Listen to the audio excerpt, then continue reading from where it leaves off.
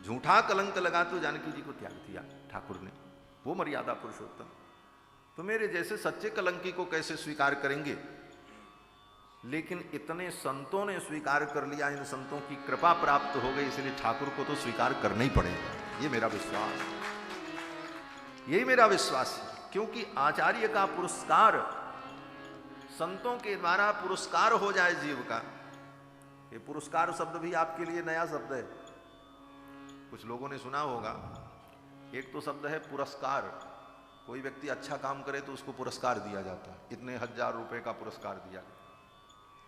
और उसी से मिलता जुलता दूसरा शब्द है पुरस्कार। पुरस्कार का मतलब होता है सिफारिश करने वाला, मध्यस्थ। जैसे आप किसी अधिकारी के पास कोई काम कराने जाओ तो आपको कोई व्यक्ति ऐसा हो जो सिफारिश करने वाला हो, आपको आपकी पैरवी करने वाला हो, तो आपका काम तुरंत हो जाता है। तो उस पैरवी करने वाले को पुरस्कार स्वरूप कहा जाता है शास्त्रों में। अर्थात वो पुरस्कार करता है, हमारी पैरवी करता है। तो आचार्यों का भी यही काम है। ये आचार्य संत भगवान के दरबार में हम पापी जीवों का पुरस्कार करते हैं, सिफारिश करते हैं, और इनकी सिफारिश ठाकुर सुन लेते हैं। यही विश्वास। बिना आचार्यों के पुरस्कार के भगवान जीव को स्वीकार ही नहीं करते। आचार्य पुरस्कार कर दें तो जीव को भगवान स्वीकार कर लेते हैं। आज ये महत् सौभाग्य है, ऐसे दिव्य महापुरुष के पावन सानिध्य में, दिव्य महापुरुष की पुण्यतिथि के अवसर पर हम सभी लोग भगवान श्री राम की पावन चर्चा कर रहे हैं। तो महर्षि वाल्मीकि ने ये जो रामायण रचना की, ये गायत्री मंत्र की ही व्याख्या है। ठाकुर जी ने अपने उद्बोधन में कहा, गायत्री का ये व्याख्यान है। एक एक 1000 श्लोक एक एक अक्षर के ऊपर महर्षि वाल्मीकि ने लिखा है, और उन श्लोकों को निकाल करके 24 श्लोकों को अलग रख लिया जाए तो उसका नाम है गायत्र रामायण। वो अलग से मिलती है छोटी सी पुस्तिका, वो 24 श्लोक उसमें। तपस्वाध्याय नृतम तपस्वी वाग विदाम्बरम नारदम परिपप्रच्छ वाल्मीकि मुनिपुंगवम। इसी प्रकार एक एक अक्षर से एक एक श्लोक, इसको कहते हैं गायत्र रामायण। इसका नाम गायत्री रामायण। और देखो गायत्री मंत्र जो है ना, गायत्री मंत्र त वर्ण से प्रारंभ होता है, तत्सवितुर्वरेण्यम तस, और समाप्त कहां होता है? बोले त पर, प्रचोदयात विराज। त से प्रारंभ होकर के त पर गायत्री मंत्र की समाप्ति होती है, प्रचोदयात। तो पहला त और अंतिम त दोनों को मिला दें तो क्या होगा? तत्, एक शब्द होगा तत्। तत् माने परमात्मा। गायत्री मंत्र का ही शार्ट में नाम है तत्। तत् माने परमात्मा। तत्, तत्सत हरि ओम तत्सत कहते हैं ना। तो तत् का मतलब तकार से आरंभ करके तकार पर्यंत जो गायत्री मंत्र है 24 अक्षर, उस गायत्री मंत्र के द्वारा जो प्रतिपाद्य परमात्मा है, भर्गो देवस्य धीमहि, उस देवता का हम ध्यान करते हैं। वे कौन है? बोले वो तत्पद वाच्य हैं, तत्पद के द्वारा उनका वर्णन होता है। उसी प्रकार गायत्री के तत्पद की ही व्याख्या मानो श्रीमद् वाल्मीकि रामायण है, तकार से प्रारंभ करके तकार पर्यंत। प्रारंभ में प्रारंभ करते हैं तकार से, तपस्वाध्याय निरतम, और जब राम जी का राज्याभिषेक हो जाता है तो कहते हैं बलम विष्णु प्रवर्धताम, तकार में जाकर के समाप्ति हो जाती है। इस प्रकार गायत्री मंत्र की ही व्याख्या श्रीमद् वाल्मीकि रामायण है।